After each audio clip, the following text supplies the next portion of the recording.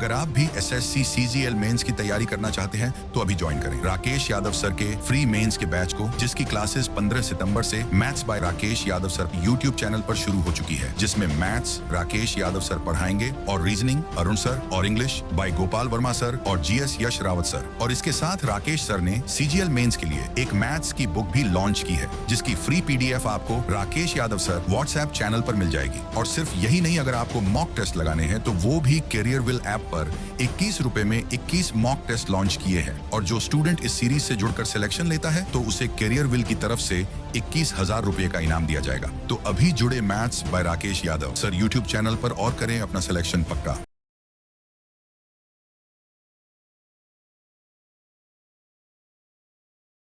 हाँ जी, जय हिंद, नमस्कार, गुड मॉर्निंग, सुप्रभात, राम राम। कैसे हैं आप सभी? आशा करता हूँ आप सभी स्वस्थ होंगे, मस्त होंगे और बेहतरीन तरीके से अपनी पढ़ाई कर रहे होंगे। तो चलिए इस मेंस की सीरीज को और आगे बढ़ाते हैं।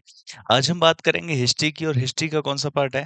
आज है हिस्ट्री का पार्ट नंबर 5। जी हाँ, आज हम कुछ मुगल से रिलेटेड और दिल्ली सल्तनत को खत्म करेंगे। नेक्स्ट क्लास में फिर हम एंशिएंट के क्वेश्चंस करेंगे, ठीक है ना? देखो भाई, आवाज हल्की सी मेरी चेंज हो रही है, मेरा गला खराब है और इसी वजह से हो सकता है कि आपको वॉल्यूम थोड़ा सा कम आ रहा हो। मैं पूरी कोशिश करूंगा तेज बोलने की, लेकिन गला इस समय पे वाकई में साथ नहीं दे रहा है। बट बीच में एक दो क्लास मिस हो गई थी, तो इस वजह से मिस करने का भी हमारे पास समय नहीं है, क्योंकि मेंस के लिए बहुत ही कम समय बचा है। तो इस वजह से शुरू करते हैं। तो हल्का पुल्का, हल्का सा कुछ भी हो, थोड़ा बहुत ऊपर नीचे गले की वजह से, तो उसको कॉपरेट करना, ठीक है ना? चलिए आ जाइए। तो सबसे पहला क्वेश्चन है आप सभी के सामने ये रहा कि विच of the following was the founder of Khilji dynasty. अब देखो, मैंने आपको बहुत सारे क्वेश्चंस करवाए हैं, मेडिवल के भी, दिल्ली सल्तनत के भी। हम यहाँ से जितने भी इन्वेजन्स हुए थे, मुस्लिम इन्वेजन इन इंडिया की बात करें, अगर टर्किश इन्वेजन इन इंडिया की बात करें, या फिर दिल्ली सल्तनत की शुरुआत की बात करें, स्लेव डायनेस्टी की बात करें, खिलजी डायनेस्टी की बात करें, इसके काफी सारे क्वेश्चंस हमने कर लिए हैं। आज हम खिलजी के, तुगलक के, सैयद के, लोदी के और मुगल्स के क्वेश्चंस को देखने वाले हैं। आ जाइए जरा। Who among the following was the founder of Khilji dynasty? निम्न में से खिलजी वंश का कौन संस्थापक था? मेरे प्यारे बच्चों, आप सभी को पता है कि दिल्ली सल्तनत की अगर हम बात करें, तो दिल्ली सल्तनत में सबसे पहले जो डायनेस्टी थी वो कौन सी थी? सबसे पहले जो डायनेस्टी थी वो थी स्लेव। स्लेव के बाद कौन सी थी? खिलजी डायनेस्टी थी, खिलजी डायनेस्टी। इसके बाद कौन सी थी? तुगलक थी। तुगलक के बाद कौन सी थी? सैयद थी। और सैयद डायनेस्टी के बाद प्यारे बच्चों लोदी डायनेस्टी थी। अगर हम इनके टाइम पीरियड की बात करें, तो स्लेव डायनेस्टी 1206 से लेकर के 1290 तक थी। इसके अलावा दूसरी वाली खिलजी 1290 से लेकर के 1320 तक थी। तीसरी वाली 1320 से लेकर के 1414 तक थी। चौथी वाली 1414 से लेकर के 1451 तक थी। और इसके बाद पांचवी वाली 1451 से लेकर के 1526 तक थी। अब इसमें जो दूसरे नंबर की डायनेस्टी है वो कौन सी है? प्यारे बच्चों, जो दूसरे नंबर की डायनेस्टी है वो है खिलजी डायनेस्टी। और इसी खिलजी डायनेस्टी की बात कर रहा है। इस खिलजी डायनेस्टी ने मात्र 20 साल तक, लगभग 30 साल तक शासन किया था। कितने साल तक शासन किया था? 30 साल तक शासन किया था। और क्योंकि 30 साल तक शासन किया था, इसीलिए इसको शॉर्टेस्ट रूलिंग पीरियड कहा जाता है। The shortest ruling time period of this dynasty, ठीक है? इस डायनेस्टी का सबसे छोटा रूलिंग टाइम पीरियड था। अब अगर हम बात करें इस डायनेस्टी की स्थापना किसने करी थी, इस डायनेस्टी का जो फाउंडर माना जाता है, वो माना जाता है खिलजी डायनेस्टी का जलालुद्दीन फिरोज खिलजी को। किसको माना जाता है? जलालुद्दीन फिरोज खिलजी को। जलालुद्दीन फिरोज खिलजी को। जो ये जलालुद्दीन फिरोज खिलजी था, इसने इस खिलजी वंश की शुरुआत करी थी। और इसका जो शासनकाल है मेरे प्यारे बच्चों, वो 1290 से लेकर के 96 तक का था। 1290 से लेकर के 1296 तक का इसका शासनकाल हो जाता है। जलालुद्दीन फिरोज खिलजी इसका संस्थापक हो जाता है। इसके बाद अगर मैं बात करूं, तो इसी ने देवगिरी पर अटैक करने के लिए, इसी जलालुद्दीन फिरोज खिलजी ने देवगिरी पर अटैक करने के लिए अपने ही भतीजे को भेजा था। उस भतीजे का नाम क्या था? अलाउद्दीन खिलजी। इसी का, जलालुद्दीन का एक भतीजा हुआ करता था, और इसी का जो भतीजा था उसका नाम था अलाउद्दीन खिलजी। अलाउद्दीन खिलजी। और अलाउद्दीन खिलजी क्या था? अलाउद्दीन खिलजी इक्तेदार हुआ करता था कहाँ पर? कड़ा मनकपुर में। जो ये कड़ा मनकपुर है, इसी कड़ा मनकपुर में इक्तेदार हुआ करता था अलाउद्दीन खिलजी। तो इसी का भतीजा भी था, दामाद भी था। आपसे पूछा जाता है कि अलाउद्दीन खिलजी का एक्चुअल नेम क्या था? अगर ये पूछ ले आपसे कि अलाउद्दीन खिलजी का एक्चुअल नेम क्या था, बहुत बार पूछा भी गया है। तो अलाउद्दीन खिलजी का एक्चुअल नेम था अली गुरशास्प। क्या था मेरे प्यारे बच्चों? अली गुरशास्प। हो सकता है भाई आपको ऐसा लग रहा हो कि एनर्जी डाउन है। एनर्जी डाउन नहीं भाई, मेरे से गले से बोला नहीं जा रहा है, इस वजह से आवाज थोड़ी स्लो हो सकती है, ठीक है? तो एनर्जी तो भरपूर है, लेकिन गले में समस्या इतनी है कि इस समय भी जब मैं बोल रहा हूँ ना, तो बस मुझे ही पता है मैं कैसे बोल रहा हूँ। तो इसी वजह से थोड़ा-सा कोऑपरेट करना, तो वॉल्यूम वगैरह फुल कर लो या ईयरफ़ोन्स लगा कर के इस क्लास को ले लो आप, ठीक है? चलिए भाई, तो एक्चुअल नेम इसका क्या था? अली गुरशास्प था। ये अलाउद्दीन खिलजी हुआ करता था, कड़ा मनकपुर में इक़्तिदार हुआ करता था। और जलालुद्दीन फिरोज खिलजी को हटा करके एक्चुअली क्या हुआ था, जब इसने देवगिरी भेजा था, तो ये अलाउद्दीन खिलजी के संरक्षण में ही गया था। अलाउद्दीन खिलजी जब यहाँ से वापस आया था धन वगैरह लेकर के, तो ये जलालुद्दीन फिरोज खिलजी के पास पास जाने के बजाय अपना कड़ा मनकपुर चला गया था। और जब इसे बुलाया गया तो फिर इसने जलालुद्दीन फिरोज खिलजी की जगह ले ली। और जलालुद्दीन फिरोज खिलजी के बाद में अगला शासक ही कौन बना था? अलाउद्दीन खिलजी बना था। अच्छा, जलालुद्दीन फिरोज खिलजी के समय पर एक बात और बताता हूँ मैं आपको। जिस समय पर दिल्ली सल्तनत में शासन कर रहा था जलालुद्दीन जलालुद्दीन फिरोज खिलजी, क्या कहा कि जिस समय पर दिल्ली में शासन कर रहा था जलालुद्दीन फिरोज खिलजी, उसी समय पर मंगोलॉयड अटैक होता है। और जब इसके शासनकाल में ही मंगोलॉयड अटैक होता है, मंगोलॉयड अटैक होता है, उस मंगोलॉयड अटैक में 4000 इसकी तरफ सलाउद्दीन खिलजी भी लड़ रहा था। तो इसी समय पर 4000 सोल्जर्स ने 4000 मंगोल सोल्जर्स ने 4000 जो मंगोल सोल्जर्स थे, जो मंगोल सैनिक थे, उन्होंने सरेंडर किया। उन्होंने सरेंडर किया और शरण मांगी। उन्होंने सरेंडर किया और शरण मांगी। और जब शरण मांगी, तो इन्हीं 4000 सोल्जर्स के लिए, इन्हीं 4000 मंगोलॉयड सोल्जर्स के लिए दिल्ली में एक शहर बसाया गया। दिल्ली में ही एक और शहर बसाया गया। और वो कौन सा शहर बसाया गया? इन्हीं मंगोलॉयड जो सोल्जर्स थे, सैनिक थे, इनके लिए जो शहर बसाया गया था उसका नाम रखा गया मुगलपुर। क्या नाम रखा गया मेरे प्यारे साथियों? मुगलपुर नाम रखा गया। और ये जो मुगलपुर था, और ये जो मुगलपुर था, यही आगे चल करके मंगोलपुरी बना। तो आज अगर आप दिल्ली के आसपास रहते हो या दिल्ली गए हो, तो आपने सुना होगा मंगोलपुरी। तो ये जो मंगोलपुरी है, ये कहाँ से आया? मंगोलपुरी का ही पूरा नाम, पुराना नाम है मुगलपुर। और ये मुगलपुर उनके लिए बसाया गया था जो 4000 मंगोल सैनिक थे, जिन्होंने शरण मांग ली थी, जिन्होंने सरेंडर कर दिया था। तो यही मुगलपुर से बन गया मंगोलपुरी। ये भी आपसे खास करके पूछ लेता है। क्लियर है? समझ गए आप बात को? आ जाइए जरा। तो ये बात याद रखना, एक तो ये 4000 सैनिकों के लिए मुगलपुर किसने बसाया। दूसरी चीज याद रखना कि इसके बाद इसका जो वंशज आया वो कौन आया, मतलब इसके बाद जो संभाला सिंहासन, वो किसने संभाला? अलाउद्दीन खिलजी ने संभाला। अलाउद्दीन खिलजी तो फिर अपना फेमस शासक है ही। तो ये सीक्वेंस भी आपको पता होना चाहिए डायनेस्टीज का, कि कैसे कैसे और किसका लंबा टाइम पीरियड है और किसका छोटा टाइम पीरियड है। चलिए, तो आंसर क्या हो जाएगा हमारा? हमारा आंसर हो जाएगा जलालुद्दीन फिरोज खिलजी। ठीक है ना? नेक्स्ट, अगला प्रश्न देखिए। Which monument of Khilji dynasty in Delhi has the utilization of red stone. अच्छा, आपसे कह रहा है कि दिल्ली में कौन सा ऐसी इमारत है जो लाल पत्थर से बनी हुई है। तो दिल्ली में खिलजी वंश की ऐसी कौन सी इमारत है जो लाल पत्थर से बनी हुई है? तो मेरे प्यारे बच्चों, मैंने लास्ट क्लास में भी करवाया था इससे संबंधित कुछ बात। तो ये कौन सा है? अलाई दरवाजा है। ये कौन सा है? ये है आपका अलाई दरवाजा। अलाई दरवाजा रेड स्टोन से बनाया गया है। और ये खिलजी टाइम पीरियड पर बना था। ठीक है ना? तो आंसर क्या हो गया? ऑप्शन नंबर डी हो जाएगा। नेक्स्ट देखेंगे। In which of the following years was Chittor attacked by Alauddin Khilji. Alauddin Khilji ने बहुत सारे अभियान चलाए थे। और अलाउद्दीन खिलजी ने जो बहुत सारे अभियान चलाए थे, उन्हीं में से एक चित्तौड़ अभियान भी था। अलाउद्दीन खिलजी ने 1303 में क्या कहा? अलाउद्दीन खिलजी ने 1303 में चलाया था चित्तौड़ मिशन। अब ये चित्तौड़ मिशन क्या था? मेरे प्यारे साथियों, अगर मैं इस चित्तौड़ मिशन की बात करूं, चित्तौड़ अभियान की बात करूं, तो ये जो चित्तौड़ अभियान था, ये ऐसा था कि चित्तौड़ के राजा थे राजा रतन सिंह। चित्तौड़ में रूलर कौन थे? चित्तौड़ के रूलर जो थे, उनका नाम था राजा रतन सिंह। क्या नाम था मेरे भाई? राजा रतन सिंह।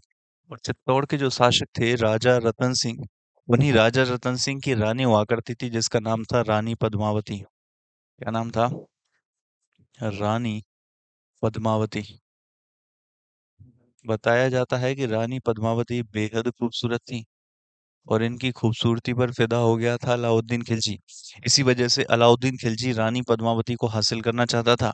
और रानी पद्मावती को हासिल करने के लिए अलाउद्दीन खिलजी ने चित्तौड़ मिशन किया। चित्तौड़ मिशन के दौरान इसने राजा रतन सिंह को मार दिया। और राजा रतन सिंह को मार करके ये रानी पद्मावती को हासिल करना चाहता था, लेकिन रानी पद्मावती तक जाता उससे पहले ही रानी पद्मावती ने अपनी सखियों के साथ मिलकर के आग में कूद करके आत्मदाह कर लिया। सामूहिक रूप से आग में कूद करके आत्मदाह करना ही जौहर कहलाता है। इसका मतलब क्या है? रानी पद्मावती ने जौहर कर लिया। इसका मतलब क्या है? रानी पद्मावती ने जौहर कर लिया और रानी पद्मावती हासिल नहीं कर पाया अलाउद्दीन खिलजी। तो ये चित्तौड़ मिशन किससे संबंधित है? रानी पद्मावती से। और हमें इस बात की पता कैसे चलता है? हमें इस बात का पता चलता है, एक नोवेल है जिसका नाम है पद्मावत। आपने तो मूवी भी देखी होगी ये वाली। एक नोवेल है जिसका नाम है पद्मावत। तो ये जो पद्मावत नोवेल है, पद्मावत, ये जो पद्मावत नोवेल है, इसी में ये वाली कहानी लिखी हुई है। इस पद्मावत नोवेल को किसके द्वारा लिखा गया है? इस पद्मावत नोवेल को किसके द्वारा लिखा गया है? रिटन बाई मलिक मोहम्मद जैसी। किसके द्वारा लिखा गया है? मलिक मोहम्मद जैसी के द्वारा। मलिक मोहम्मद जैसी के द्वारा। तो जो ये पद्मावत नोवेल है, इस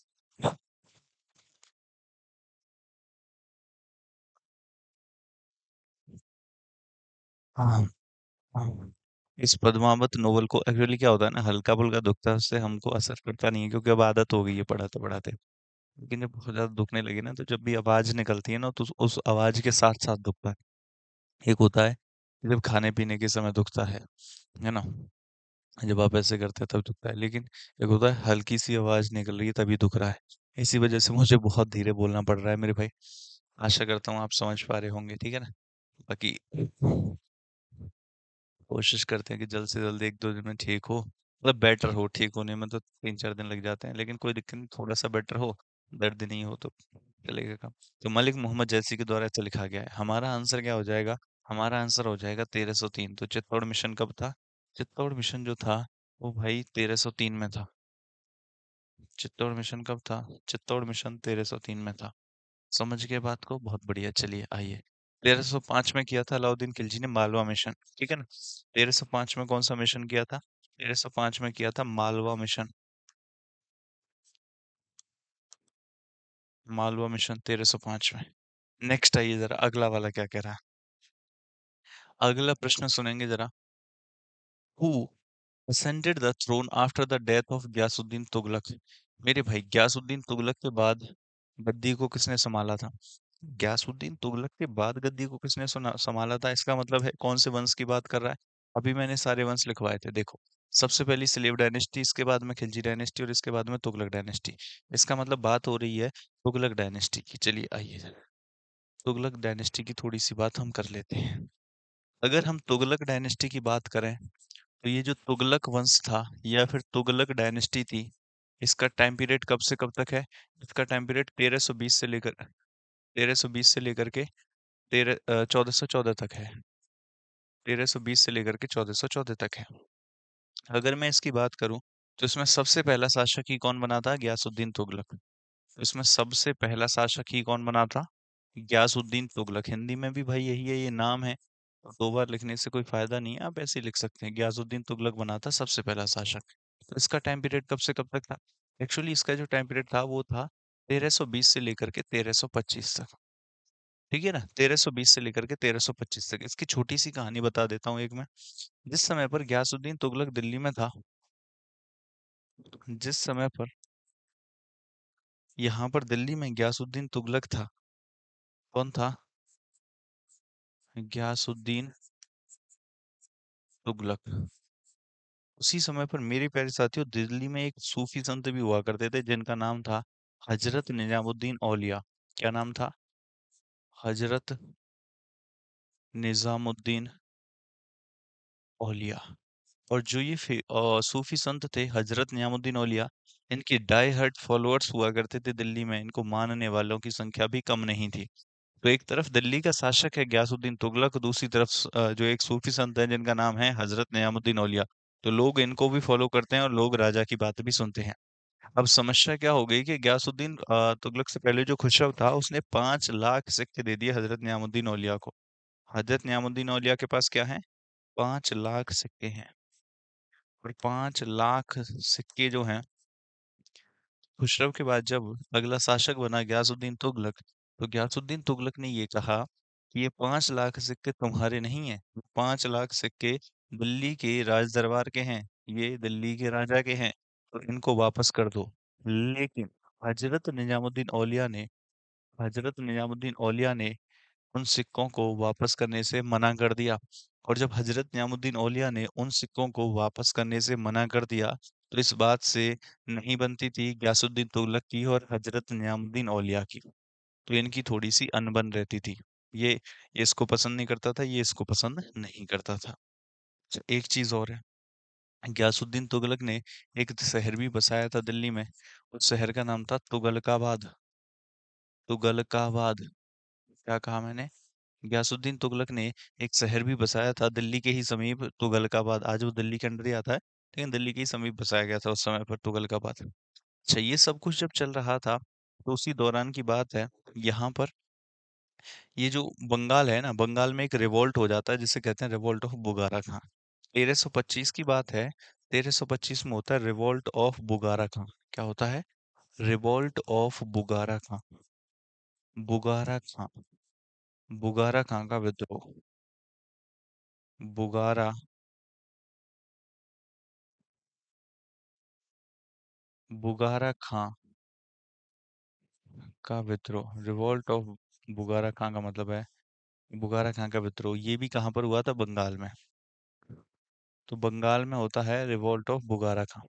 अच्छा भैया, तुम्हारे साम्राज्य के अंदर, अगर तुम्हारे एरिया के अंदर कहीं पर भी रिवोल्ट होता है, तुम्हारे साम्राज्य के अंदर अगर तुम्हारे एरिया के अंदर कहीं पर भी रिवोल्ट होता है, तो उस रिवोल्ट को शांत करने के लिए तुम जाओगे। तो ग्यासुद्दीन तुगलक को इस रिवोल्ट को शांत करने के लिए जाना पड़ा।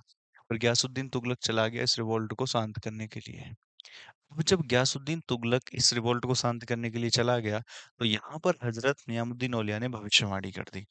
इधर गया गयासुद्दीन तुगलक इस रिवोल्ट को शांत करने के लिए, दूसरी तरफ हजरत नियामुद्दीन औलिया ने भविष्यवाणी कर दी। और भविष्यवाणी क्या करी? भविष्यवाणी ये करी कि अब जो ये गयासुद्दीन तुगलक दिल्ली से बाहर गया है, क्या कहा? अब जो ये गयासुद्दीन तुगलक दिल्ली से बाहर गया है, हे प्रभु, अब ये दोबारा कभी दिल्ली वापस नहीं आ पाएगा। ये बंगाल गया था विद्रोह को शांत करने के लिए। तो इतने में हजरत नियामुद्दीन औलिया बोले कि अब जो ये गयासुद्दीन तुगलक दिल्ली से बाहर गया है, अब ये कभी वापस दिल्ली नहीं आएगा। इसी वजह से हमें दिल्ली में नया सुल्तान, नया राजा डिक्लेयर कर देना चाहिए। और जो गयासुद्दीन तुगलक का बेटा है, जो गयासुद्दीन तुगलक का बेटा है, क्या नाम है? वाइट से लिख। गयासुद्दीन तुगलक का जो बेटा था, इसके बेटे का नाम था जौना खान। क्या नाम था? जौना खान। जौना खान। हजरत नियामुद्दीन औलिया बोले कि अब ये जो गयासुद्दीन तुगलक दिल्ली से बाहर गया है बंगाल की साइड में, अब दोबारा ये कभी दिल्ली वापस नहीं आ पाएगा। इसी वजह से हमें जौना खान को नया शासक डिक्लेयर कर देना चाहिए। ये बात जब पहुंची गयासुद्दीन तुगलक तक, गयासुद्दीन तुगलक बंगाल में पहुंच पहुंच चुका था। गयासुद्दीन तुगलक ने रिवोल्ट को शांत करने के लिए बंगाल गया था, रिवोल्ट को शांत कर रहा था। जब ये बात पहुंची गयासुद्दीन तुगलक तक, गयासुद्दीन तुगलक ने कहा कि भाई रिवोल्ट को तो मैं यूं करके अभी खत्म कर देने वाला हूँ और मैं तो वापस आऊंगा, लेकिन उस हजरत नियामुद्दीन औलिया से कह देना, जिस समय मैं बंगाल से वापस आऊंगा जिस समय मैं बंगाल से वापस आऊंगा उस समय तक बंगाल को दिल्ली को छोड़ करके चला जाए। अगर मैं वापस आया और उसने हजरत नियामुद्दीन औलिया ने दिल्ली नहीं छोड़ी, तो मैं उसे कैपिटल पनिशमेंट, फांसी की सजा दे दूंगा। क्या कहा? कि मैं तो वापस आऊंगा और अवश्य आऊंगा, लेकिन मेरे आने से पहले हजरत नियामुद्दीन औलिया दिल्ली छोड़ दे, वरना मैं उसको फांसी दे दूंगा, कैपिटल पनिशमेंट दे दूंगा। तो यहाँ पर हजरत नियामुद्दीन औलिया ने एक और कथन कहा। एक और कथन क्या कहा? अभी दिल्ली दूर है। क्या कहा? अभी दिल्ली दूर है। ये कथन कहा कि अभी दिल्ली दूर है।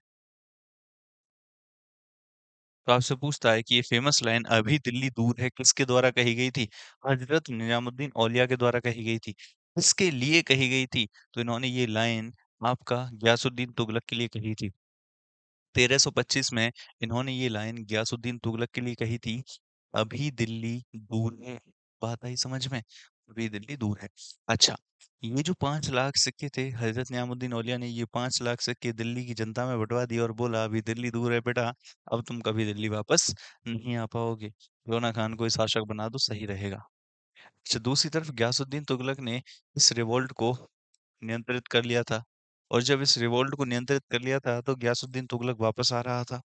और जब गयासुद्दीन तुगलक वापस आ रहा था तो मैं यहाँ पर बना के दिखाता हूँ आपको। गयासुद्दीन तुगलक यहाँ से बंगाल से वापस आ रहा है, और जिस समय गयासुद्दीन तुगलक बंगाल से वापस आ रहा है तो इसने यहाँ पर दिल्ली के ही, यहाँ दिल्ली है मान लो, तो दिल्ली के ही समीप कौन सा शहर बसाया था? तुगलकाबाद। तो जब ये आ रहा था तो जश्न मना रहा था। तो भाई साहब, हजरत नियामुद्दीन औलिया की भविष्यवाणी शांत खत्म हो गई, क्योंकि मैं तो अब आ रहा हूँ, जीत गया मैं तो इस रिवोल्ट में। अगर नहीं आ पाता, तो अगर यहाँ हार जाता मर जाता तो फिर नहीं आ पाता, लेकिन अब तो मैं आ रहा हूँ, जश्न मनाया जाएगा। तो इसी के स्वागत के लिए, जिस समय पर गयासुद्दीन तुगलक इस रिवोल्ट को शांत करके आ रहा था, तो इसके स्वागत के लिए तुगलकाबाद में एक भव्य महल बनाया गया। एक भव्य महल बनाया गया, और ये भव्य महल किस चीज का था? लकड़ी का। तो लकड़ी का भव्य महल बनाया गया, और जब लकड़ी का भव्य महल बनाया गया तो जश्न चल रहा था कि हजरत नियामुद्दीन औलिया की भविष्यवाणी बस गलत साबित होने वाली है। पहुंच गए, अब तो हम दिल्ली दिल्ली के समीप पहुंच चुके हैं। लेकिन बताया जाता है कि एक हाथी पागल हो गया, या जैसे भी, हाथी ने महल को तोड़ दिया, महल को गिरा दिया। एक्चुअली हुआ क्या था, उस हाथी ने नीचे से जो लकड़ी के पिलर विलर थे उनको तोड़ दिया, जिसके कारण महल ढह गया, और महल ढह गया, गयासुद्दीन तुगलक यहीं मर गया। और यहाँ पर तुगलकाबाद में ही गयासुद्दीन तुगलक की मौत हो गई, गयासुद्दीन तुगलक की मृत्यु हो गई। और जो हजरत निजामुद्दीन औलिया की भविष्यवाणी थी, अभी दिल्ली दूर है, ये सही साबित हो गई। अभी दिल्ली दूर है, ये सही साबित हो गई। और जब सही साबित हो गई तो इसका सक्सेसर इसके बेटे को बनाया गया। अब, और इसका बेटे का नाम था जोना खान। तो यहाँ पर जो गयासुद्दीन तुगलक था, इसके बाद इसका सक्सेसर कौन बना? इसका सक्सेसर बना इसी का बेटा जोना खान। इसका बेटा जोना खान, जोना खान। लेकिन जोना खान को जोना खान के नाम से नहीं जाना जाता इतिहास में, मोहम्मद बिन तुगलक के नाम से जाना जाता है। किस नाम से? मोहम्मद बिन तुगलक के नाम से जाना जाता है। जोना खान को मोहम्मद बिन तुगलक के नाम से जाना जाता है। और जो ये मोहम्मद बिन तुगलक था, जो ये मोहम्मद बिन तुगलक था, लिखो जरा मोहम्मद। अभी इसके कई सारे क्वेश्चन आएंगे, क्योंकि अभी तो हम तुगलक सैयद लोदी यही तो पढ़ना है, मोहम्मद बिन तुगलक। और ज्यादा सैयद और लोदी से तो ज्यादा क्वेश्चन आते भी नहीं है। तो जो ये मोहम्मद बिन तुगलक था, यही दिल्ली सल्तनत में पागल सुल्तान के नाम से मशहूर है। यही दिल्ली सल्तनत में पागल सुल्तान के नाम से मशहूर है। मेरे प्यारे बच्चों, इसी के समय पर आएगा इब्न बतूता, बताऊंगा उसके क्वेश्चन भी कराऊंगा।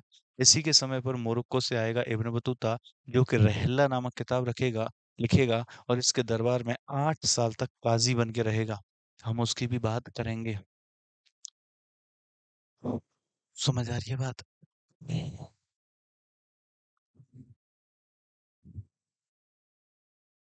भाई, आगे नहीं। चले, आ जाओ क्वेश्चन की तरफ। देखो क्वेश्चन क्या पूछ रहा था। Who ascended the throne after the death of Ghiyasuddin Tughlaq? Ghiyasuddin Tughlaq की मृत्यु के बाद कौन गद्दी पर बैठा? तो अभी तभी तो देखा, जोना खान या फिर मोहम्मद बिन तुगलक, एक ही बात है। जोना खान ही बैठा था मोहम्मद बिन तुगलक के नाम से। तो ये रहा मोहम्मद बिन तुगलक, जो कि इतिहास में किस नाम से मशहूर है? जो कि इतिहास में पागल सुल्तान के नाम से मशहूर है। जो कि इतिहास में पागल सुल्तान के नाम से मशहूर है। इसने 5 ऐसे डिसीजंस लिए थे जिनके कारण ये पागल सुल्तान कहलाया, वो भी देखेंगे। चलिए, फिलहाल के लिए इसका आंसर क्या हो गया? इसका आंसर भैया आपका मोहम्मद बिन तुगलक हो गया। अगर इसका टाइम पीरियड पूछे तो 1325 से लेकर के 1351 तक, ये कब से कब तक रहा था शासक? 1325 से लेकर के 1351 तक ये शासक रहा था। नेक्स्ट आ जाओ अगले प्रश्न की तरफ। अगला है, who among the following Moroccan traveller came to India during the reign of Mohammad bin Tughlaq? अभी अभी बता रहा था ना मैं, कौन सा ट्रेवलर था। देखो, यहाँ पर अगर मैं दुनिया बनाऊं तो इस दुनिया में आप देखेंगे, इस दुनिया में आप देखेंगे ये जो अफ्रीका है,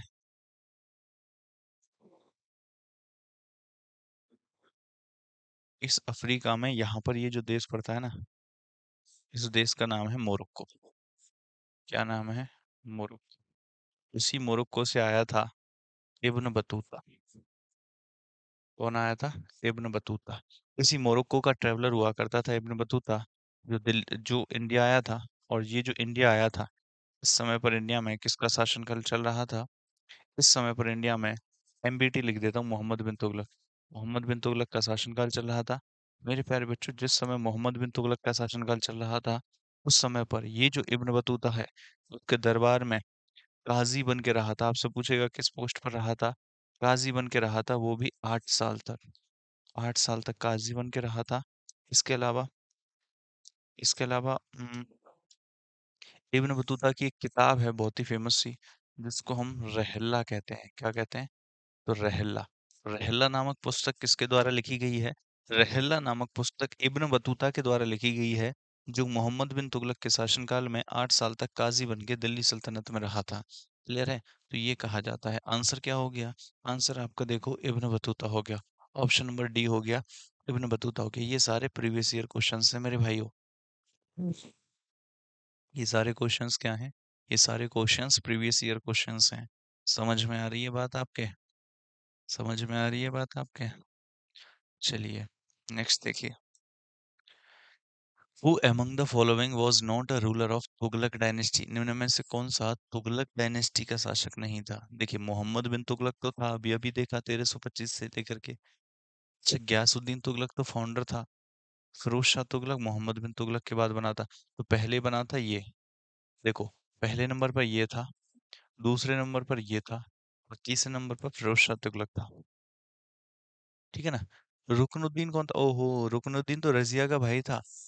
रुकनुद्दीन कौन था? पहली बात, ये तुगलक नहीं था। पहली बात, ये तुगलक नहीं था। दूसरी बात, ये कौन था? ये तो रजिया का भाई है। ये तो रजिया का भाई है। रजिया सुल्तान, पता है ना, रजिया का भाई। और रजिया किसकी थी? रजिया स्लेव डायनेस्टी की थी। तो रुकनुद्दीन वही है जो 1236 में रजिया से पहले गद्दी पर बैठ गया था, जिसे हटा करके रजिया ने दिल्ली सल्तनत की गद्दी हासिल की थी। वही है रुकनुद्दीन।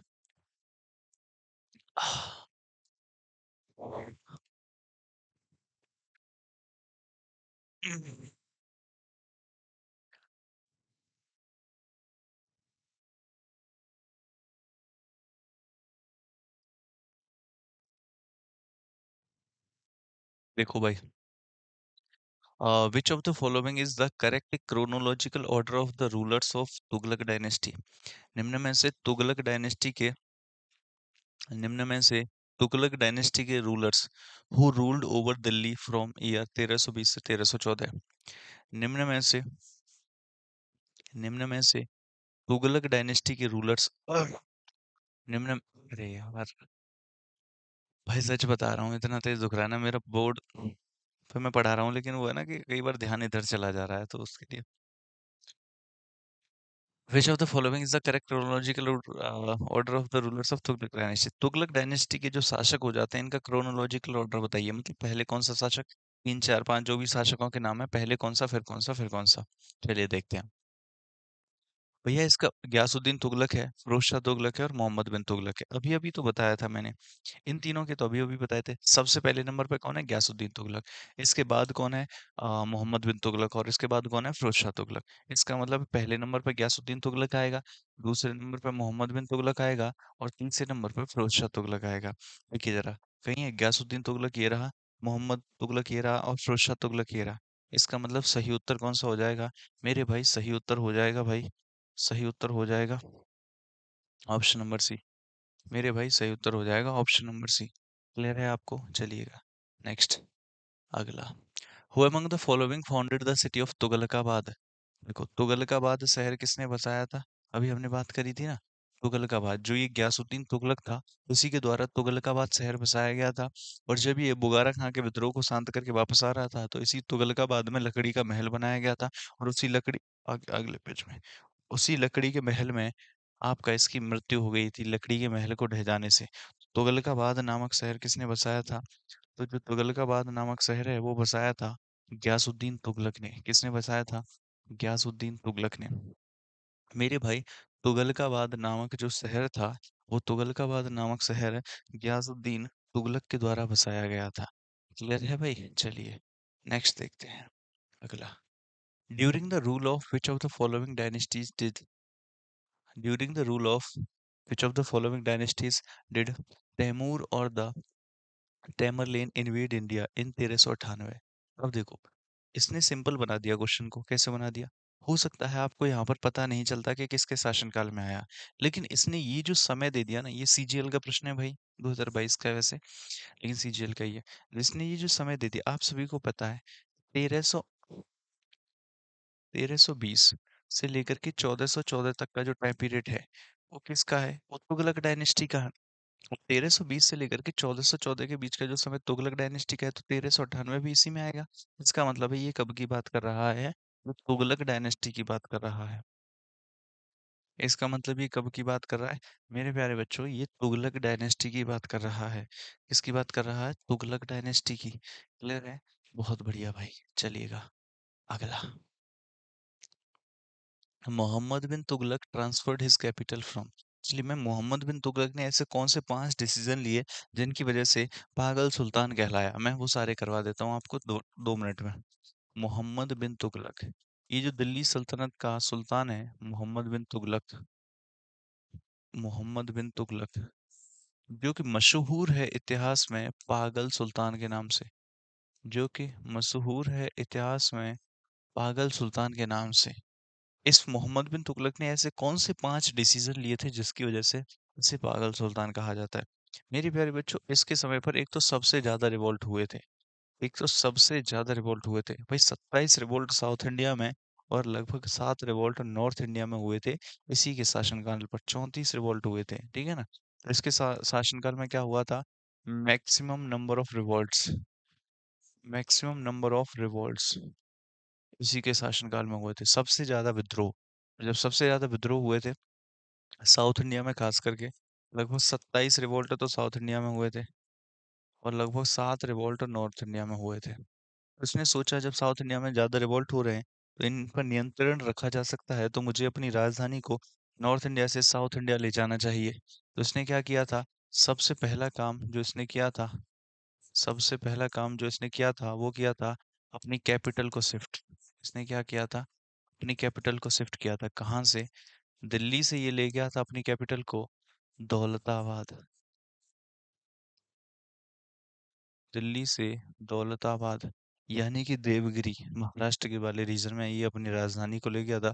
दिल्ली से दौलताबाद अपनी राजधानी को ले जाने वाला ये था। तो जैसे ही साउथ इंडिया लेकर के गया, अब समस्या ये हो गई कि नॉर्थ इंडिया में रिवोल्ट शुरू हो गए और दिल्ली के सिंहासन को साउथ इंडिया से संभालना पॉसिबल नहीं था, तो इसे ये राजधानी दोबारा लेकर के आनी पड़ी। तो जो इसका ये अभियान था, ये भाई साहब कंप्लीटली रद्द रहा। दूसरी चीज, ही इशूड टोकन करेंसी। इसके द्वारा टोकन करेंसी इशू की गई। ही इशूड टोकन करेंसी, इसके द्वारा टोकन करेंसी इशू की गई। ही इशूड टोकन करेंसी, इसके द्वारा टोकन करेंसी इशू की गई। और जब टोकन करेंसी इशू की गई, मेरे प्यारे साथियों,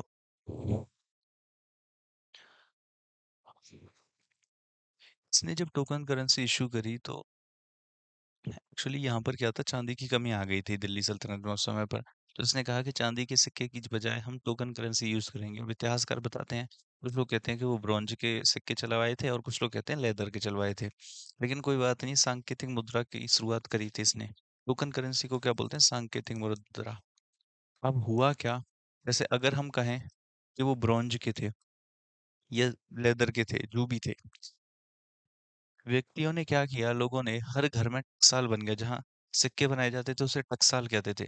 तो लोगों ने अपने ब्रॉन्ज के बर्तन पिघला पिघला करके सिक्के बनाना शुरू कर दिया और हर घर में सिक्के बनाए जा रहे थे। तो इसका जो ये टोकन करेंसी इशू करने वाला आइडिया था, ये भी विफल रहा। इसके अलावा तीसरा काम क्या किया? He increased he increased tax in Doab. He increased tax in Doab, उसने दोआब में कर बढ़ा दिया। इसने क्या किया? He increased tax in Doab, इसने दोआब में कर बढ़ा दिया। और प्यारे बच्चों जब इसने दोआब में कर बढ़ा दिया, प्यारे बच्चों जब इसने दोआब में कर बढ़ा दिया, टैक्स बढ़ा दिया, इससे क्या हुआ? दोआब किसे कहते हैं? जैसे मान लो ये एक नदी बह रही है और ये एक नदी बह रही है, तो इनके बीच वाला जो ये क्षेत्र है इसे दोआब कहते हैं। अब इसने यहाँ पे कर क्यों बढ़ाया? इसने इसलिए बढ़ाया क्योंकि यहाँ पर क्या इरिगेशन यहाँ से भी हो सकता है, यहाँ से भी, और दोनों साइड से जो इरिगेशन हो सकता है, तो इस वजह से यहाँ पर पानी की कमी नहीं है, तो यहाँ की फसल क्या होगी? ज्यादा अच्छी होगी। और जहाँ की फसल ज्यादा अच्छी होगी वहां पर टैक्स ज्यादा होना चाहिए। क्या कहा? कि जहाँ की फसल ज़्यादा अच्छी होगी, वहाँ पर टैक्स ज़्यादा होना चाहिए। और जब टैक्स ज़्यादा होना चाहिए, बट समस्या ये हुई, जैसे ही इसने दोआब में टैक्स बढ़ाया, उसी समय सूखा पड़ गया। जैसे ही इसने सोचा तो ये था, क्योंकि दोआब में फसल अच्छी होगी, फसल अच्छी होगी तो टैक्स ज़्यादा लेंगे, लेकिन जैसे ही टैक्स बढ़ाया, यहाँ पर सूखा पड़ गया और खुद इसे दिल्ली छोड़ कर के जाना पड़ा, क्योंकि दिल्ली में सूखा पड़ने से महामारी फैलने लगी थी, बीमारियां फैलने लगी थी, तो दिल्ली की हवा प्रदूषित हो गई थी, तो खुद इसे दिल्ली छोड़ के जाना पड़ा। तो increase the tax and Doab, एक ये भी काम किया गया था इसके द्वारा। ये भी विफल रहा, ये भी विफल रहा, ये भी विफल रहा, ये भी विफल रहा। इसके अलावा इसने एक और किया था, इसको बोलते हैं खुर्शान मिशन। खुर्शान मिशन।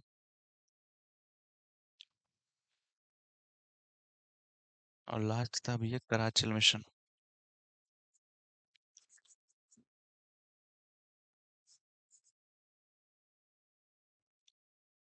एक्चुअली इसके शासनकाल में यहाँ पर ये जो अफगानिस्तान में खुर्शान है, यहाँ पर अनस्टेबिलिटी आ गई थी, यहाँ पर विवाद हो रहा था राजा को लेकर के कि राजा कैसे बनाया जाए। तो उसने सोचा मैं अटैक कर देता हूँ और मैं यहाँ का राजा बन जाऊंगा, इस एरिया को अपने क्षेत्र में मिला लूंगा, दिल्ली सल्तनत वहां तक फैला दूंगा। लेकिन जब तक इसने लाखों लोगों की सेना इकट्ठी करी और उनको मोटिवेट करने के लिए 1 साल का एडवांस सैलरी दे दी। क्या कहा? सेना को 1 साल की एडवांस सैलरी दे दी।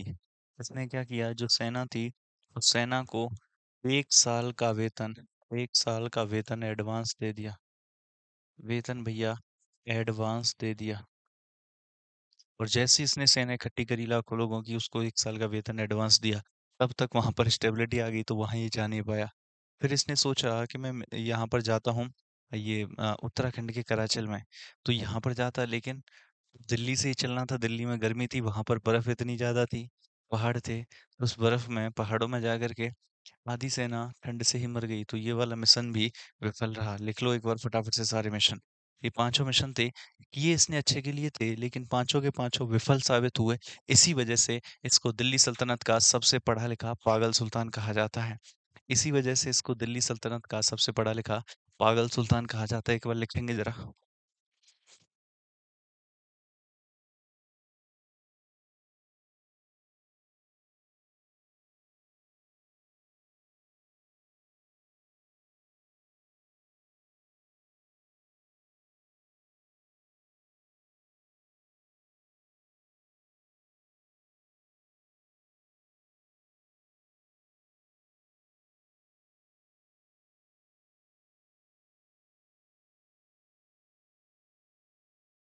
चलिए भाई, आगे चले। लिख लिया? चलिए। विच सुल्तान established a separate department दीवान अमीर को ही, बताओ फटाफट से।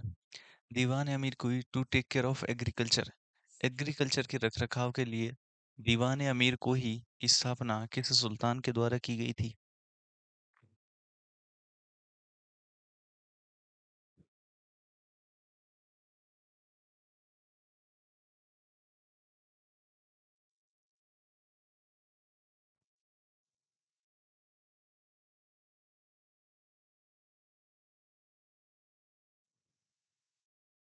बताया भाई। देखो, अभी अभी मैंने क्या बताया, अभी अभी मैंने बताया कि यहाँ पर इसने दोआब में टैक्स बढ़ाया था, वो तो एग्रीकल्चर पर ये ध्यान दे रहा था, तो इसी ने एग्रीकल्चर के लिए एक अलग डिपार्टमेंट बनाया था, और डिपार्टमेंट का नाम क्या था? दीवान ए अमीर को ही। किसने बनाया था? मोहम्मद बिन तुगलक ने। तो सिंपल सा क्वेश्चन था ये, सिंपल सा इसका आंसर था। और इसकी मृत्यु कब हुई थी? ठट्टा सिंध में। इसकी जो मृत्यु हुई थी, वो हुई थी एक्चुअली ठट्टा में, है ना? ठट्टा सिंध में। ठट्टा में इसकी मृत्यु हुई थी, सिंध में। नेक्स्ट देखो।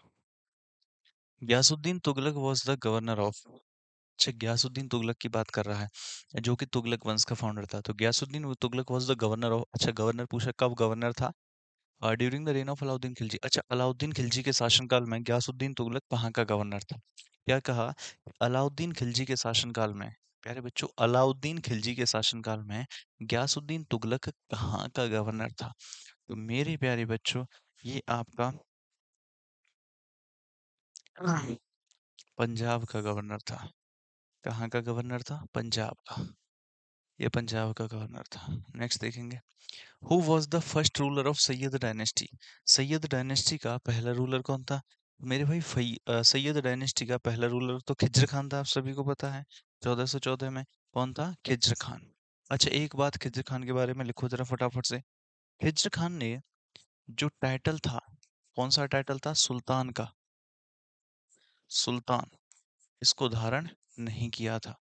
तो खिज्र खान ने सुल्तान, आपको याद है इल्तुतमिश, इल्तुतमिश ने लीगली इस टाइटल को लिया था from the Khalifa of Baghdad, और ये कहा था कि आज के बाद दिल्ली सल्तनत में जितने भी शासक बनेंगे वो सब सुल्तान होंगे।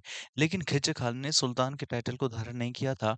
और खिज्र खान ने जो टाइटल धारण किया था वो कौन सा था? तो खिज्र खान ने टाइटल धारण किया था रैयत आला का।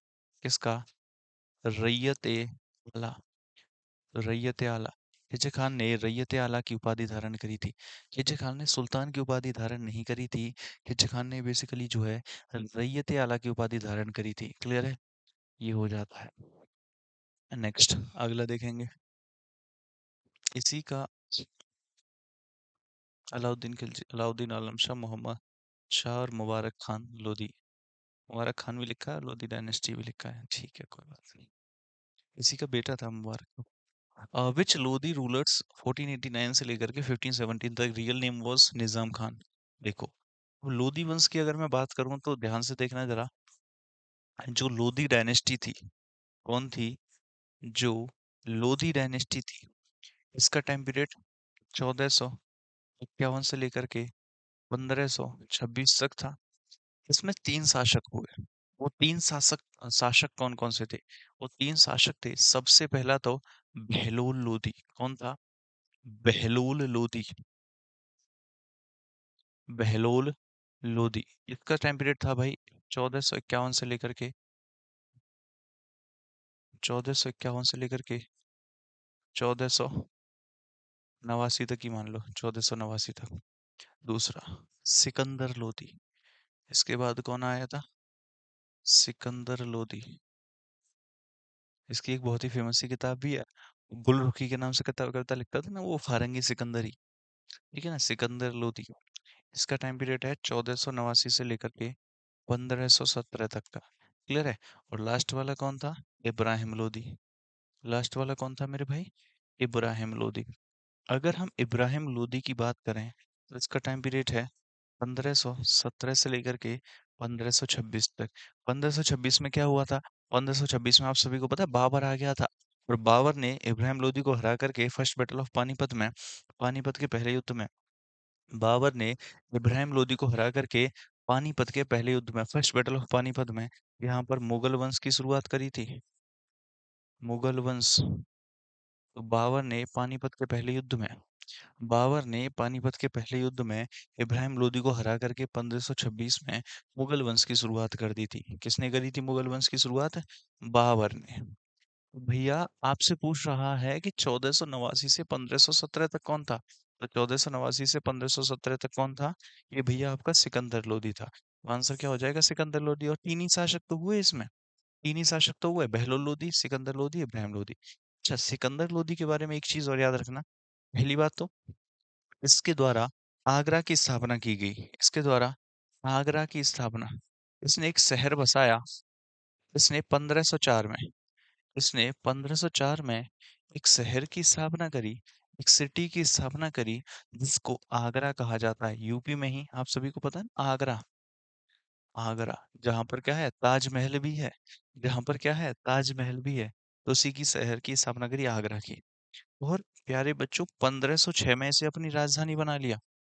इसी आगरा को अपनी कैपिटल बना दिया। आपसे पूछेगा कि दिल्ली सल्तनत का वो कौन सा शासक है जिसने अपनी राजधानी आगरा को बनाया? तो दिल्ली सल्तनत का सिकंदर लोदी वो शासक है आपका लोधी वंश का जिसने अपनी राजधानी 1506 में आगरा को बनाया। ये क्वेश्चन बार बार पूछ लेता है, इन दोनों डेट्स को भी आपने याद रखना है। इसके अलावा इसने एक लैंड मेजरमेंट यूनिट की भी शुरुआत करी थी। एक नई लैंड मेजरमेंट भूमि मापन की इकाई, नई लैंड मेजरमेंट यूनिट भूमि मापन की इकाई। और जो इसने लैंड मेजरमेंट यूनिट की शुरुआत करी थी उसका नाम क्या था? गज ए सिकंदरी। क्या नाम था? गज ए सिकंदरी। तो इसके द्वारा जो लैंड मेजरमेंट की यूनिट शुरू की गई थी उसका नाम था गज ए सिकंदरी। क्या था मेरे भाई? गज ए सिकंदरी उसका नाम था। समझ गए आप बात को? हाँ। और फारंगी सिकंदरी भी किताब इसके द्वारा लिखी गई है। तो आंसर लिख लो फटाफट से, सिकंदर लोधी। आंसर क्या लिखेंगे? सिकंदर लोधी।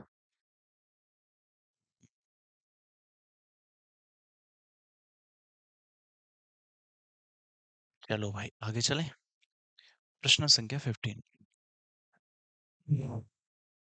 बताओ फटाफट से।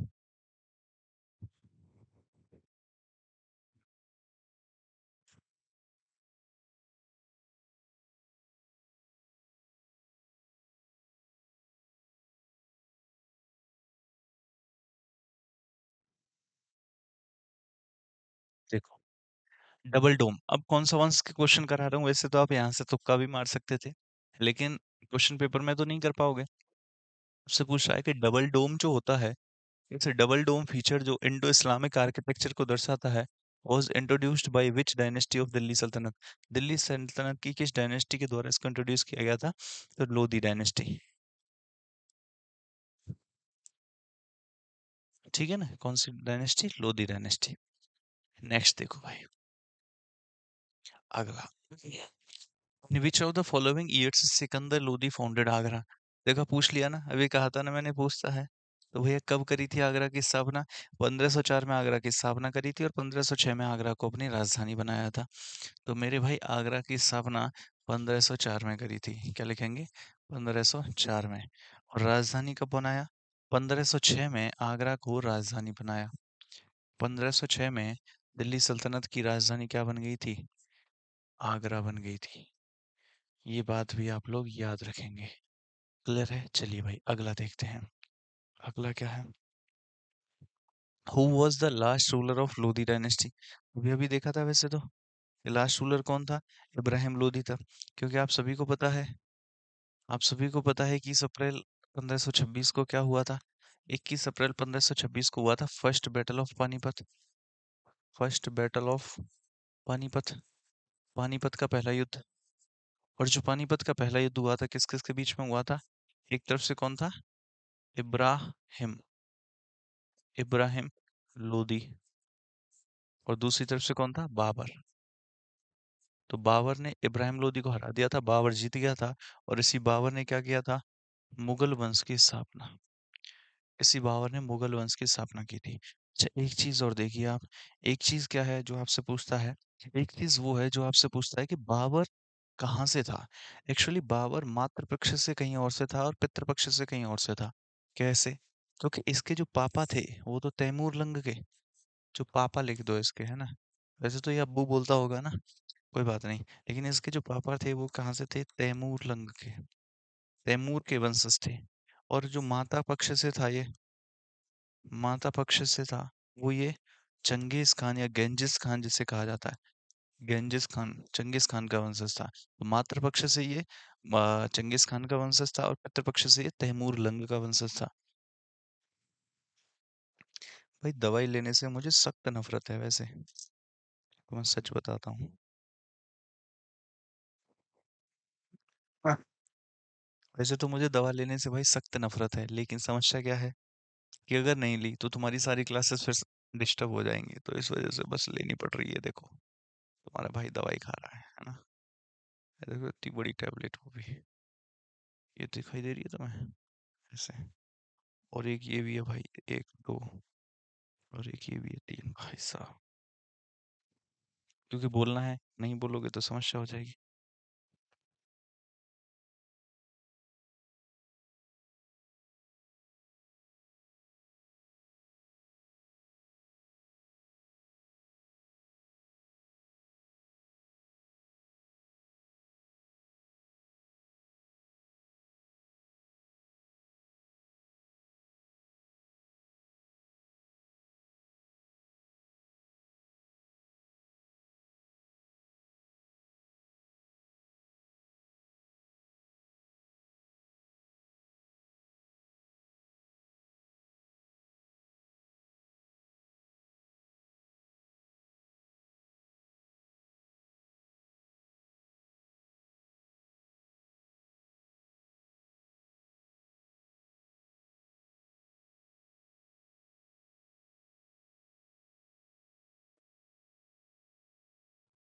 चलिए भाई।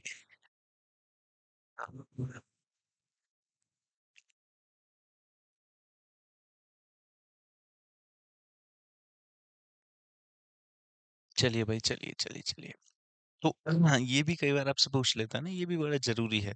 एक तैमूर लंग का वंशज और एक चंगेज़ खान, ठीक है ना? चलिए आंसर क्या हो जाएगा इसका? लोदी डायनेस्टी का आखिरी अच्छा लास्ट सुल्तान पूछा है आपसे, तो ये कौन हो जाएगा? इब्राहिम लोदी। कहीं दिख रहा है? ये रहा भाई। ये कौन हो जाएगा? इब्राहिम लोदी हो जाएगा। नेक्स्ट देखिए भाई, क्वेश्चन नंबर 17 के बाद में अगला देखेंगे क्वेश्चन नंबर 18। कौन सा देखेंगे? Question number 18। Bahlol Lodi was succeeded by Bahlol Lodi was succeeded by his son.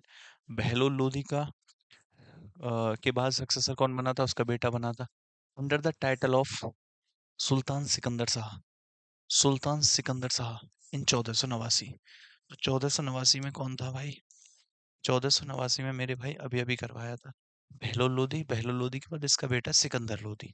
1489 से 1517 तक जो ये सिकंदर लोदी था, इसी को निजाम खान भी कहते हैं। तो या तो आपको सिकंदर लोदी देगा ऑप्शन में, या फिर आपको निजाम खान देगा। अब देख लो आपको कौन सा दे रखा है। आपको भैया निजाम खान ही दे रखा है, और निजाम खान दे रखा है, तो आप आंसर क्या करोगे? आप आंसर प्यारे साथियों, आपका निजाम खान है, तो आंसर ऑप्शन नंबर ए जाएगा, ठीक है ना? Option number A. तो बहलोल लोदी के बाद सिकंदर लोदी जो निजाम खान भी था, और उसके बाद में इब्राहिम लोदी। अभी ये आसान लगते हैं, अभी ये जो है आसान लगते हैं, लेकिन जिस समय हम पेपर में बैठे होते हैं ना एग्जामिनेशन हॉल में, उस समय कंफ्यूजन क्रिएट होता है। इसी वजह से आसान चीजों को भी कई बार पढ़ लिया करो, ताकि कंफ्यूजन क्रिएट ना हो। और सच बताता हूँ तुम्हें, जितनी बार इन चीजों को लिख लोगे ना, उतना ही तुम्हारे लिए आसान हो जाएगा। जब कभी भी रिवीजन करो तो सिर्फ ऐसे ही पढ़ करके नहीं, लिख करके, चाहे आगे देख करके यहाँ लिख रहे हो। देखो छोटा बच्चा होता है, उससे कहते हैं बार बार देख देख के लिख, देख देख के लिख। क्यों कहते हैं उससे? क्योंकि जितनी बार लिखोगे उतना ही ज्यादा बेहतर होता जाएगा। बट अब जब तुम बड़े हो जाते हो, तब तुम्हें लगता है कि नहीं भाई, अब तो हम जो हम कर रहे हैं वही सही है। तो ऐसा नहीं है मेरे भाई। मुझे आज भी कुछ भी चीज़ याद करनी होती है, वैसे तो पढ़ाते-पढ़ाते रट जाती हैं, लेकिन कुछ भी होता है ऐसा कि नया है, जैसे मान लीजिए ख़ास करके करंट के टॉपिक्स हैं, मैं 2-4 बार लिख देता हूँ, सब रट जाते हैं। लिखने में बहुत ताकत है। Ibrahim Lodi was defeated by battle of Panipat में किसने हराया था? बाबर ने। तो इब्राहिम लोदी को किसने हराया था? बाबर ने। भाई साहब मुँह कड़वा हो गया पूरा दवाई से। मैं दवाई-ववाई लेता नहीं भाई।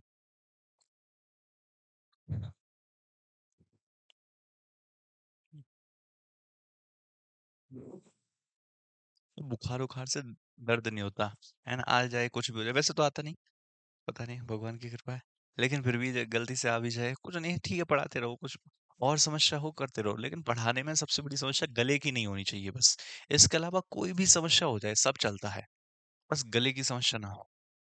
पैर दुखेंगे, दुखते रहो, कोई दिक्कत नहीं है, चल जाएगा काम। थकान होगी, हो जाए। सर दर्द होगा, हो जाए। लेकिन जो ये गले की समस्या होती है भाई, सबसे भर बेकार होती है ये। मुझे ऐसा लगता है पर्सनली, मतलब मैं अपने पॉइंट ऑफ व्यू से बता रहा हूँ। The sultan is ruled by Sharki dynasty. बताओ फटाफट से। शर्की डायनेस्टी ने कहाँ पर शासन किया था? आगरा में किया था, दिल्ली में किया था, जौनपुर में किया था, या फिर भरतपुर में किया था? मेरे भाई शर्की डायनेस्टी ने जो शासन किया था, वो किया था यूपी जौनपुर में है। जौनपुर में। आंसर क्या हो जाएगा? जौनपुर। चलिए आगे चलते हैं। प्रश्न संख्या 21। Name the French jeweller who travelled to India at least 6 times during the Mughal period. ओहो, मुगल काल के दौरान भारत में 6 बार आने वाले फ्रांसीसी जौहरी का नाम बताइए। जिस समय भारत में मुगल शासन चल रहा था, मुगल पीरियड चल रहा था, तो जिस समय भारत में मुगल पीरियड चल रहा था, मुगल शासन चल रहा था, उस समय फ्रांस का ऐसा कौन सा ज्वेलर था, जौहरी था, है ना? फ्रांस का ऐसा कौन सा ज्वेलर था जो 6 बार भारत आया था? तो भैया इसके द्वारा एक्चुअली जो है टावेनियर इसके द्वारा टावेनियर ब्लू डायमंड को भी खोजा गया था, और इसका नाम क्या था? Jean Baptiste Jean Baptiste Tavernier. Jean Baptiste Tavernier इसका नाम हुआ करता था। और टेवेनियर ब्लू डायमंड को इसी ने खोजा था, और ले जा करके अपने राजा को दे दिया था। लुई 14वां जो राजा था ना, उस 14वें राजा को दे दिया था। ठीक है? तो ये था, ये 33 से 1668 के बीच भारत आया था। 1664 में आपको याद है फ्रांस ईस्ट इंडिया कंपनी का गठन भी हुआ था। तो उस समय शासक कौन था ये फ्रांस का? लुई 14वां हुआ करता था। तो उसके लिए ब्लू डायमंड भी लेकर के गया था ये, ठीक है? तो ये था भैया जौहरी, जीन बैप्टिस्टे टेवर्नियर। अगला देखो भाई, अगला क्वेश्चन का आंसर बताओ क्या जाएगा? कौन वो व्यक्ति है जो इसका आंसर बताएगा? कौन वो व्यक्ति है जो इसका आंसर बताएगा? देखिए, the second battle of Panipat marked the beginning of Akbar's rule and also his territorial expansion. आप सभी को पता है ना, सेकंड बैटल ऑफ पानीपत किसके मध्य हुई थी? सेकंड बैटल ऑफ पानीपत मेरे प्यारे साथियों 1556 के बाद का किसके मध्य हुई थी? क्योंकि इस समय पर अकबर कहाँ पर था? अकबर भैया हुमायूं की डेथ के समय अकबर पंजाब में था। तो पंजाब से बहराम खान के साथ में अकबर कहाँ गया था? दिल्ली। लेकिन दिल्ली पे इसी के बगल का जो राजा अधिकार कर रहा था जिसका नाम क्या था? हेमू। तो ये जो सेकंड बैटल ऑफ पानीपत है, सेकंड बैटल ऑफ पानीपत है, ये किस किस के बीच में हुई थी बता दो जरा फटाफट से? अकबर और हेमू के बीच में। किसके बीच में? अकबर और हेमू के बीच में हुई थी, जिसमें भैया अकबर जीत करके अपने शासनकाल को चलाने लग गया था। इसका मतलब क्या है? इसी यहीं से खास करके अकबर के रूल की शुरुआत होती है। बिल्कुल सही बात है, अकबर के रूल की शुरुआत यहीं से होती है 1556 से। अच्छा, समस्या ये है कि इसकी इसके साथ में कौन था? बैराम खान था। तो बैराम खान 56 से लेके 60 तक तो रहा, लेकिन 60 में बैराम खान की और अकबर की लड़ाई हो गई। और बैराम खान की और अकबर की जब लड़ाई हो गई दिल्ली सल्तनत में, तो 60 में इसने अकबर को हटाया, और अकबर को हटा करके एक्चुअली 1560, ये क्या नाम है, हाँ 60, 1560 से लेकर के 62 तक ये जो सरकार चलाई, ये इसने अपनी दाई माँ के संरक्षण में चलाई। ये इसने अपनी दाई माँ के संरक्षण में चलाई, और दाई माँ के संरक्षण में चलाई, इसी वजह से इसको पेटीकोट सरकार कहा जाता है। तो आपसे पूछेगा किसके अंडर या फिर किस टाइम पीरियड की सरकार को पेटीकोट गवर्नमेंट कहा जाता है? पेटीकोट गवर्नमेंट या फिर पेटीकोट सरकार कहा जाता है। तो 60 से 62 वाली जो सरकार है, इसी को पेटीकोट सरकार कहा जाता है, या फिर पेटीकोट गवर्नमेंट कहा जाता है, ठीक है ना? तो ये हो गया। दूसरी चीज है आपका स्टेटमेंट सेकंड, तो पहला वाला तो सही हो गया। दूसरा वाला है द बैटल ऑफ हल्दी घाटी। मेरे प्यारे बच्चों, हल्दी घाटी की लड़ाई किस किस के बीच में हुई थी? आप सभी को पता है, ये अकबर के और महाराणा महाराणा प्रताप के बीच में हुई थी। अकबर और महाराणा प्रताप, अकबर और महाराणा प्रताप के बीच में हुई थी वह battle of Haldi Ghati. Was a historic battle fought during the rule of Akbar in June 1576। बिल्कुल सही है, 1576 में अकबर और महाराणा प्रताप के बीच में हुई थी। तो आंसर क्या जाएगा इसका? Both A and B. Both A and B. तो आंसर क्या जाएगा? बोथ ए एंड बी जाएगा। लिख लो दोनों बातें, फटाफट से लिख लो दोनों बातें।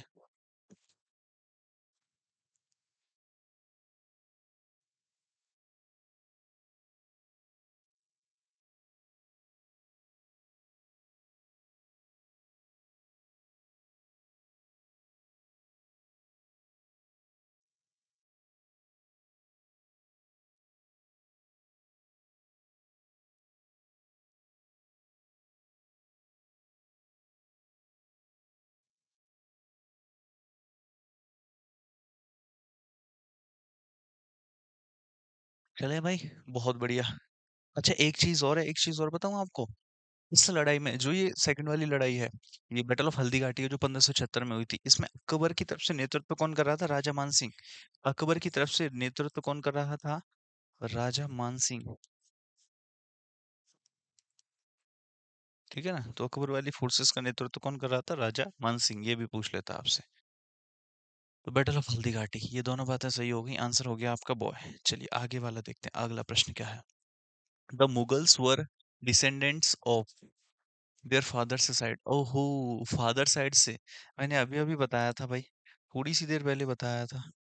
कहाँ बताया था? ये रहा। मेरे भाई देखो, बाबर ने ही मुगल्स की शुरुआत करी थी ना। और बाबर का बेटा कौन हुआ? हुमायूं हुआ। हुमायूं का बेटा अकबर हुआ, ऐसे कर। तो यहाँ पर ये जो बाबर है, उससे पूछा पैटर्नल साइड से, तो पापा की तरफ से ये किसके वंशज है? तैमूर के। और मम्मी की तरफ से चंगेज खान के। तो पापा की तरफ से तैमूर लंग और मम्मी की तरफ से चंगेज खान। तो ये फादर से साइड पूछा इसने। फादर साइड किसकी तरफ से? तैमूर लंग। तो फादर की साइड से तैमूर लंग। और अगर ये माता की साइड से पूछता और मातृ पक्ष से पूछता, भाई मातृ पक्ष से पूछता, तो फिर आंसर क्या जाता? फिर वो चंगेज खान या गेंजिस खान जैसे कहा जाता, ये आंसर जाता। क्लियर है? चलिए, महमूद गजनवी और मोहम्मद गौरी कौन है? ये भाई साहब टर्किश इन्वेजन है ये तो। नेक्स्ट देखिए, अगला वाला प्रश्न क्या है? Which Mughal ruler was overthrown by the British and sent to exile in Burma after the revolt of 1857। 1857 के विद्रोह के बाद किस मुगल शासक को अंग्रेजों ने उखाड़ फेंका और बर्मा में निवास पर भेज दिया? मेरे भाई 1857 की क्रांति तो वही है ना, जिस समय पर पहले कौन थी? East India company. तो ब्रिटिशर्स ने ईस्ट इंडिया कंपनी की पावर को खत्म करके डायरेक्टली भारत को कंट्रोल करना शुरू कर दिया था। और मेरी प्यारे बच्चों 1857 में 1857 की क्रांति के समय मुगल एम्परर कौन था? मुगल शासक कौन था? तो मेरे भाई यहाँ पर मुगल शासक था बहादुर शाह जफर। कौन था? बहादुर शाह। बूढ़े बहादुर शाह जफर को ही तो मेरठ से जो सिपाही आए थे, मेरठ में 10 मई को रिवोल्ट हुआ था और 11 मई को ये लोग दिल्ली पहुंच गए थे और 11 मई को इन्होंने बूढ़े बहादुर शाह जफर को अपना नेता डिक्लेयर कर दिया था। तो बहादुर शाह जफर इसका सही उत्तर है। लास्ट मुगल एम्परर इसी को माना जाता है। आंसर क्या होगा? Bahadur Shah Zafar. Option number D. Clear है? चलिए भाई अगला अगला देखेंगे प्रश्न संख्या 25। The grading system used by the Mughals to fix rank, salaries and military responsibilities. The grading rank system used by Mughals to fix the rank, salary and military responsibilities is called. इसे क्या कहा जाता था? एक्चुअली मुगल्स के समय पर हुआ करते थे सूबा। मुगल्स के समय क्या हुआ करते थे? सूबा, मनसब इन्हें कहा जाता था। और ये जो सिस्टम था, सिस्टम का नाम था मनसबदारी सिस्टम। ये ब्रिटिशर्स लेकर के आए थे और इसे आपका इल्तुतमिश लाया था। इक्ता सिस्टम इल्तुतमिश लाया था। रैयतवारी और महलवारी को ब्रिटिशर्स लेकर के आए थे और मनसबदारी मुगल्स के टाइम पीरियड का। आंसर हो गया आपका ऑप्शन नंबर सी। तो चलिए भैया आज की क्लास को यहीं तक रखते हैं। थोड़ा-सा आवाज़ वगैरह कम रही होगी, एनर्जी लेवल थोड़ी-सी कम रही होगी वो बोलने की वजह से, क्योंकि आपको पता है, तो इसके लिए हम आपसे हाथ जोड़ के माफ़ी चाहते हैं। कोशिश करेंगे नेक्स्ट वाली क्लासेस से भैया जैसे पहले था वैसे ही हो जाए। तो love you all, take care, tata, bye bye, नमस्कार, जय हिंद, जय भारत।